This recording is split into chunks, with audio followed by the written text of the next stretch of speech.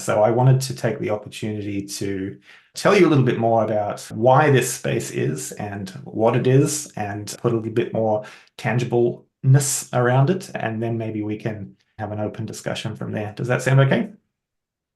And for those of you who've been here for a little while, you will hopefully enjoy the extra clarity in hearing how the thinking's developed. And for those of you who are new, you'll get to hear it for the first time. So let me pop my screen up because I'm the structure guy. I have slides. Oh, wow. Aren't we impressive? Yeah, I've got slides. You will have seen probably on the website this formulation, this a home for all those who insist on relating to the world with curiosity and care. And this is a phrase that has taken me either 2 years or 38 years to come up with, depending on how you think about these things. And I want to unpack what that means exactly, because I think the curiosity and the care are right at the heart of it, but so is the insisting, because curiosity is something we all pay lip service to, and so is caring and kindness. But where it has teeth is when you insist, when you just have to be in the world in a particular way, where you embrace that joy of not knowing, I think, as Colin put it. I thought that was really beautiful. And that, no, I really care about doing this the right way, or this being good for the sake of the thing, or us all being here for the reason that we're supposed to be here. Because if you insist on curiosity and care in your life, the world will fight back. The world doesn't always want us to do that. And you get flattened by the world, and it will cost you personally and professionally if you insist on curiosity and care, because that's the kind of world we live in. So I'm really interested because these are all gifts we start with. We all start with curiosity and care, but we get them ground down or beaten out of us, or we forget. And sometimes we need help to unforget the things that we know along the way. So what does it mean to have a home where these things are celebrated? That's really what this is about for me. And I encapsulated a lot of things into this word, Grokkist, because it's a way of being. It's not just a thing that you do for a time. It's a way of showing up in the world, which is all about understanding and curiosity and openness and care. I think my favorite quote from the members that we have, the one I always go to, is the one from Emily, who's not here today because she's overemployed doing hundreds of things. But she says, I love having a word for the way I am. And I think this is one of the nice things about Grokkist, is that for some people, just having a way to name a way of being in the world that's positive and that's playful is valuable in itself. So that when you encounter difficult situations, or you feel alone, or like everyone else is not alive, as Drew said, this can be something to draw on, whether or not you have anything to do with Grokkist as an organization, or do any of the things that we do, or you just go merrily on your own way and you have this in your life. This is a nice thing, I think. So it means a lot to me. For me personally, Grokkist is something that I've come to start after a long journey of not fitting inness. I grew up in the outer suburbs of Brisbane. I'm an outer suburbs kid from Australia, with all that being from the outer suburbs kind of entails about life experience. I had a really difficult relationship with school all my life. I love learning, but I have almost never loved school. I dropped out of high school once because I was frustrated, and another time just to make sure that it wasn't what I wanted. I've always been interested in the intersection of technology, education, and society. To me, that's where all of the hope and the fears and the problems and the solutions and all of the stuff I'm super interested in all happens somewhere in the intersection of those things. And you look at these, I have a reputation, I think, maybe in this community and elsewhere in my life, as being very calm, very steady, kind, and patient. But I'm actually a really angry person. I've been angry for most of my life and incredibly impatient at stupid things that happen that don't need to happen. And why do we insist on having these bullshit ways of doing things when we could be doing something better and different? There's enough fragility and enough uncertainty and difficulty in being a human being on this planet at all, in the biological sense, in the ecological sense, in all of the senses of just existing, without us having to create all of these human-made problems that we don't need. in the structures and the institutions that we create. I'm really angry about that. I've always been really angry about it.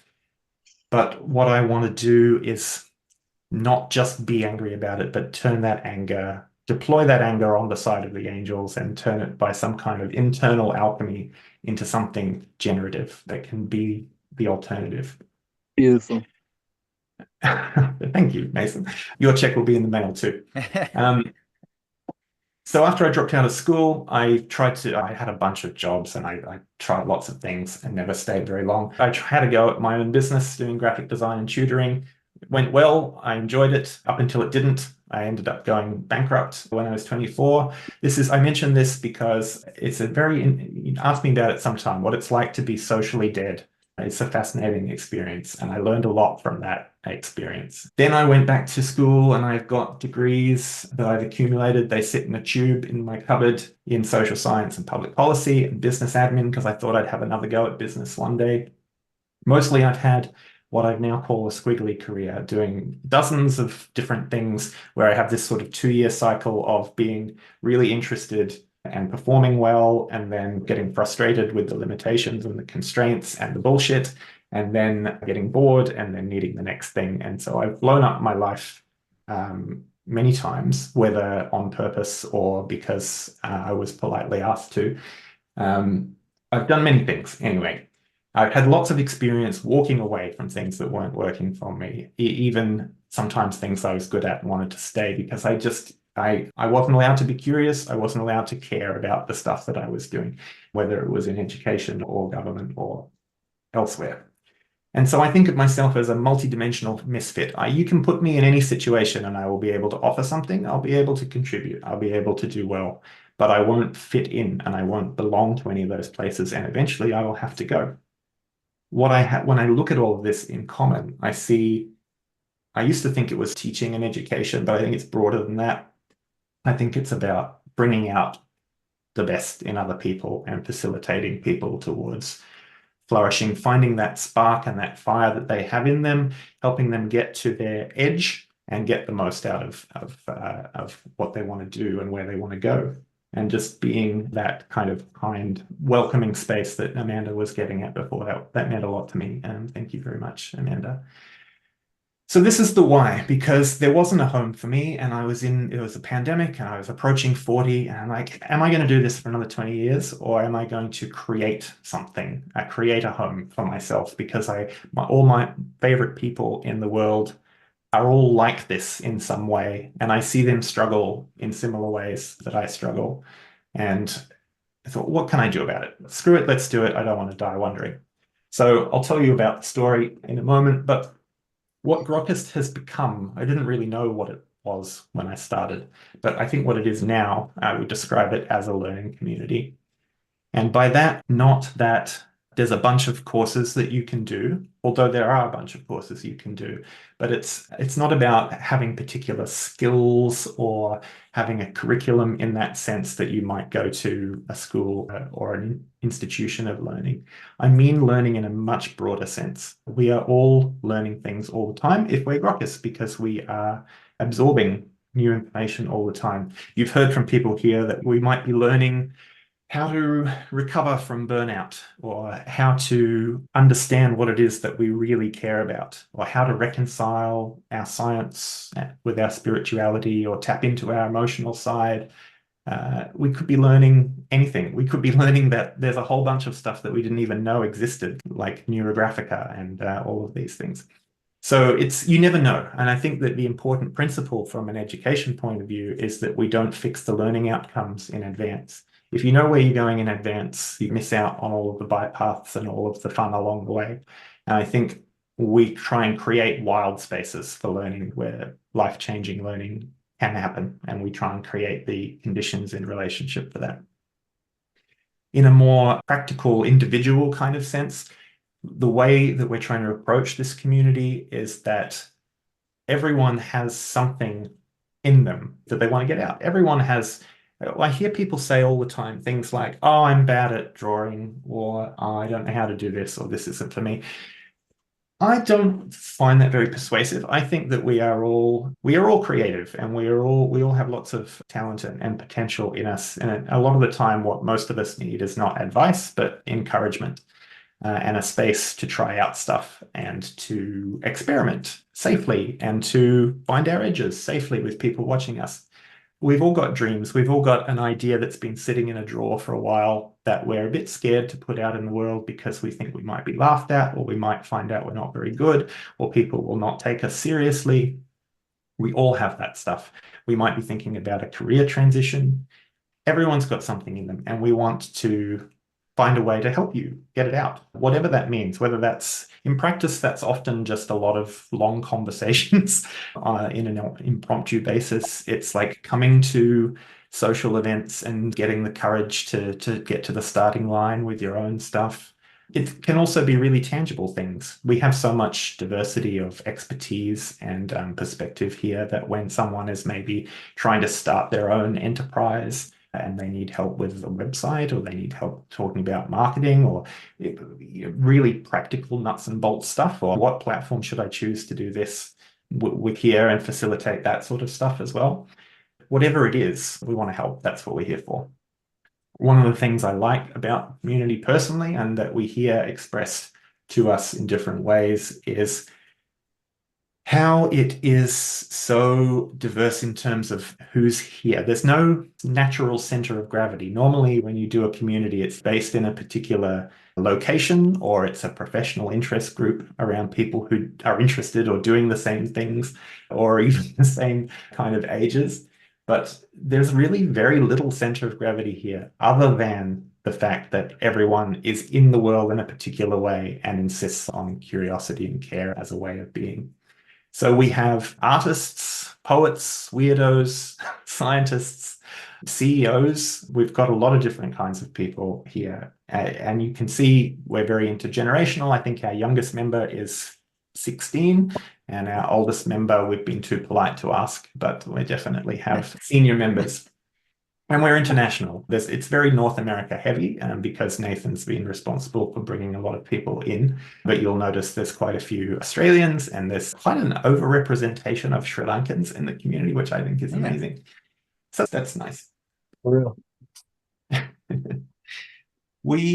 I'm surprised to be leading a community like this, because I'm a massive introvert, and I spend a lot of my time hiding from people and recharging after dealing with people. But this has been such a regenerative experience for me to figure out, actually, everyone who I like the most is a bit like that as well. So what does it mean to create a community with people who don't want to belong to things, or have been damaged by things in the past, or have walked away from stuff, or who are very skeptical about any kind of group like this? And so we do our best to keep all of that skepticism and that attitude in it, so that we have this, everything is extremely non-obligational and voluntary and semi-structured. So you'll see people come intensely for a little while, and then you won't hear from them again for 6 months, and then they'll come back. Our courses are all come if you can, do the activities if you want, or don't.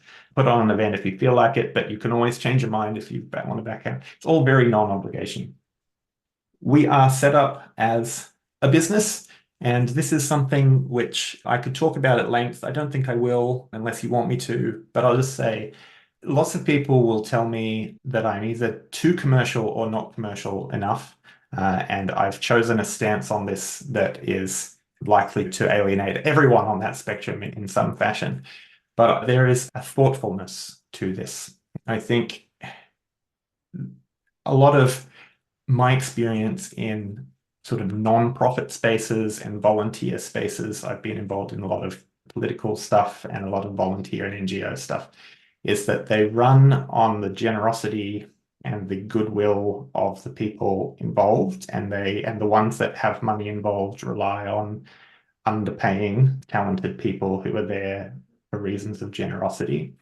And I have an ambition that I don't want to vacate the field, because I want to take education seriously, and I want to take this community seriously. If you have a nonprofit and you're saying that you can't do these things and be taken seriously or succeed or stand on your own feet in the commodified world that we're all in. So I have a creative challenge to create something that is commercially sustainable and can change the conversation about how business is done. I know business is still the grammar of how things happen in the world, and I've spent a lot of time in the commodified world enough to know how those things happen. And so I can do that, and I want this to stand on its own feet and not have to rely on investment or philanthropy to continue to exist in 10 years' time, because people's generosity will fade. People's ability to give will flame out, and I want to be here for a long time, and I want to change the conversation. This is something I'm passionate about. I can talk about it more. I won't. I'll just let Buckminster Fuller do some talking instead and say that you never change things by fighting the existing reality. To change something, build a new model that makes the existing model obsolete. This, to me, is a way of making sense of my very traumatic relationship with education and institutional education. I have tried for such a long time to do things within the education system. I've worked in higher ed for a long time, and I've given up. I don't think it wants to change. I think it's a system that's doing exactly what it wants. And I think I want to just build something else from completely different assumptions from the beginning, and hopefully have a different idea of what a learning community is. And by doing so, make it so that people who are in the other spaces need to pay attention to that. That's my ambition for this. So that's all very abstract. To make it tangible, what do we actually do? We do three things, I think. We have a thing called a Grokkist press. Colin mentioned an intellectual home. A lot of us are very intellectual or thoughtful type people. We like to write. We like to make things. We like to create stuff and express ourselves intellectually, artistically. And I wanted a place to put that stuff. There's lots of places to publish. It's never been easier to get your stuff out, but to have a kind of quality and a kind of cohesion and coherence around the stuff that gets published that really exemplifies this fusion between reason and emotion and science and spirituality, and this kind of holistic, multidimensional way of being in the world that celebrates the connection between things.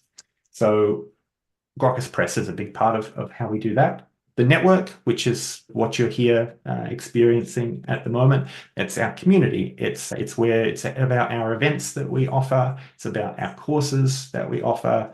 It's about the platform, but it's not really about the platform. The network is the people. A lot of the conversations and the connections we have don't happen like with people posting things. They happen in like side WhatsApp conversations or phone calls or emails, because it's about connecting people with each other. One of my favorite things to do is warm introductions, where I'm like, oh, I know this person would really enjoy talking to this person, and send them an email that revs them up with a little stump speech about each other that gets them interested and has points that they can connect with. Love doing that. David loves doing that as our community manager. So our network is all about connecting with each other and finding a way to show up in a way that we don't get to in other parts of our life, because we're usually put into boxes. And here you can be your kind of shoes off, messy, multi-dimensional self. So that's that. And then we have our Grokkables, which is us making educational experiences where our goal is to say, okay, what if you get rid of all of the harmful, distracting stuff about how school gets in the way of education, and you just start from what would it mean to create a life-changing learning experience that lights up the soul? And it's about taking someone who has not just knowledge, but the authority of lived experience and the kind of unique synthesis and practical wisdom from experiencing the world in a particular way that only they could have. And it's just burning to get out of them, and to go, how can we get it out of you in a way that you can be shared and experienced with others? So that's what we're trying to do with our courses. And I'll tell you a bit more about those in a moment. Quickly, the story so far. As I said, this is our 2-year celebration, 2 years since we set up the company. It started back for me, as I said, either 30 odd years ago or in 2021, when I thought I really want to do something like this again. I had this question in my mind for the longest time. Why do some people manage to keep their curiosity intact when everyone else seems to lose it somehow? Even in the most intellectual or intelligent spaces, can be some of the most thoughtless and incurious spaces. And I know this from working in higher ed. Why is it some people hang on to this curiosity, and why are they my favorite people? So I did a lot of research. I started a podcast to have conversations with people, and out of that, I developed a language and found what people had in common. I found Nathan. Someone sent me his video on critical theory and said, "You've got to see this. The most you thing I've ever seen," is what they said to me. And I'm like, wow, holy shit, this is the most me thing I've ever seen. I must make friends with this person. I must know this person. I need this person in my life. I felt that with such a certainty and an intensity. So I sent Nathan an email and subscribed to his Patreon immediately, and we got talking, and that just became a very beautiful, flourishing friendship and conversation, which turned just into us making the old school video, which some of you may have seen, some of you may have not, which was for me a very cathartic experience to get all of my thoughts about education and school out into this beautiful generative form. And Nathan did such a fantastic job putting that together out of my rants.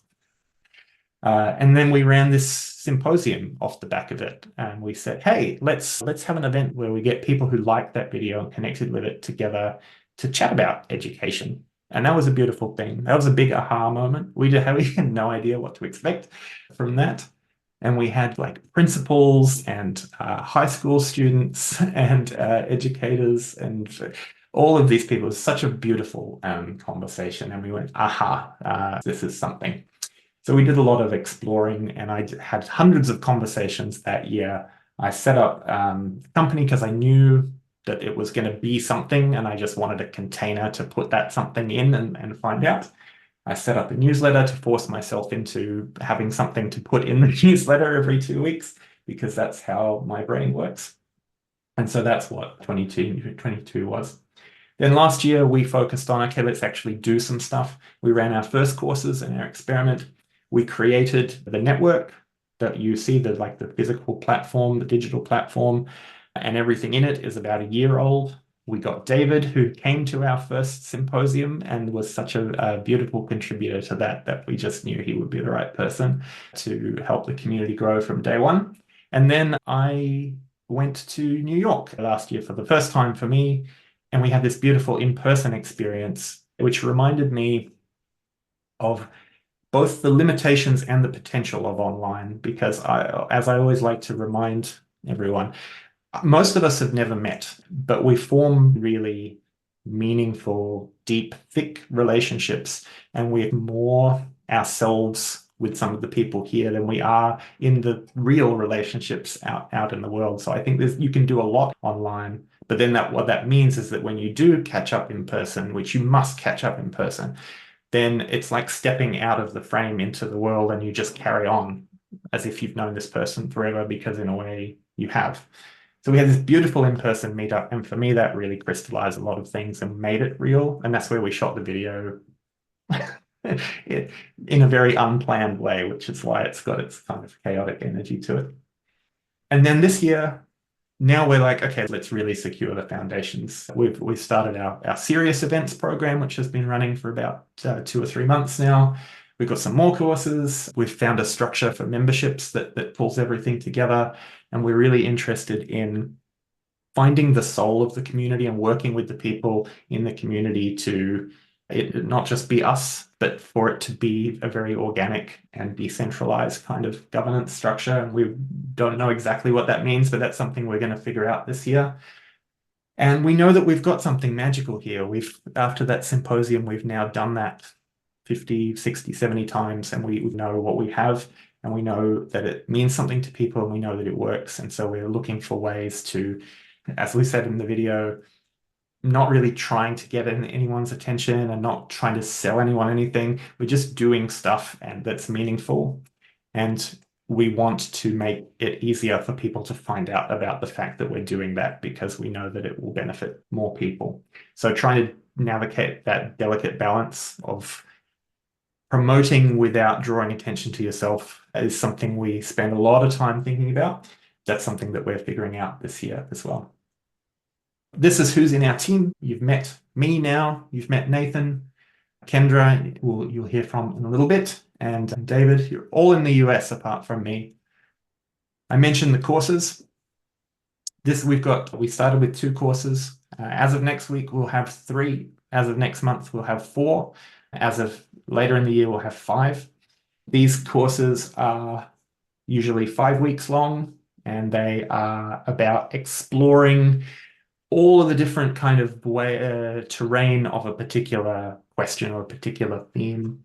And then they are underpinned by a very practical personal project that is the intersection between self and society that will help you address the world in some kind of way.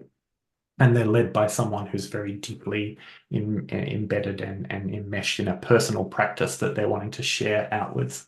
Most of you here who have been in the community have come through either the Ecosophy course or the Red Thread course, our comparative meditation one. I'm super excited about starting next week.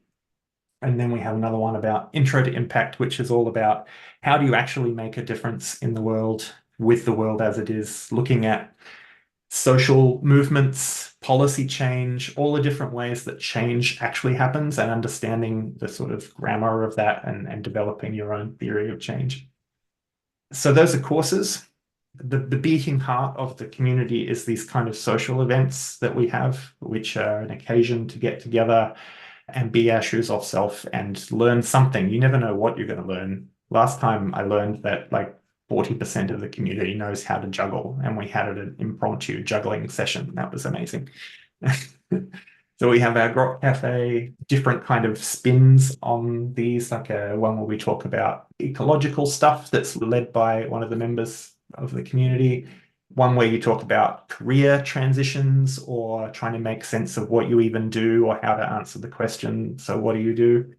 And then we really encourage people to host a cafe on whatever you want to talk about. So we had this beautiful themed cafe a couple of weeks ago where everyone shared their experiences and relationship with religion and ritual, and that was incredible. There was Christians and some Islam and Buddhism and some ex-Mormons. It was incredible sharing the vulnerability and the diversity.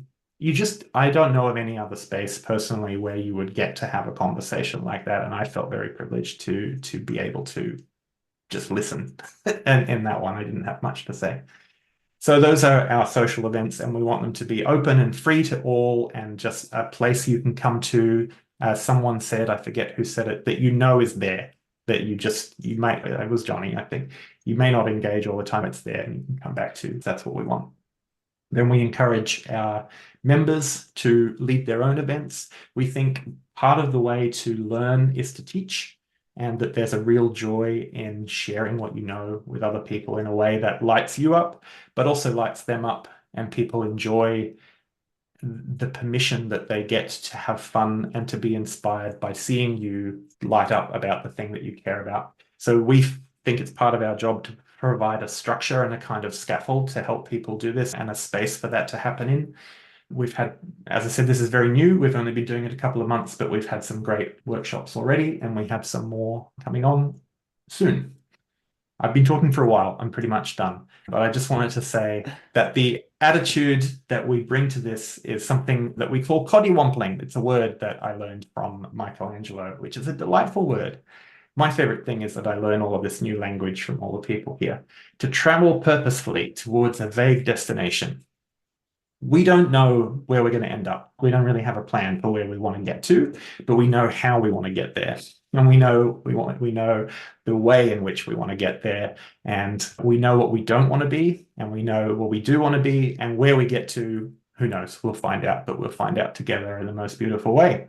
So our invitation is to come coddywomple with us, and if this is the kind of home that you think will be interesting and valuable and affirming for you, come figure it out with us, be part of it, help us co-create it, let us know what you want to see and what you don't want to see and what you want it to be. And that's the space that we want to make here after our 2-year celebration to hear what you want. What should we do together? What will it mean to you? And now I will stop talking and throw it back to Nathan. Ooh, wow. It is a nice word. Shall we cottywomple? Are you all in the mood to cottywomple a little bit? Let's do it. Let's do it. Yeah, I mean, this is the part that I've been most excited about is to hear from you all. And thanks for that, Danu. It was nice to have a story told, and it really made things brought some coherence into my reflections on my own life in the past little while. But now I just want to hear from all of you.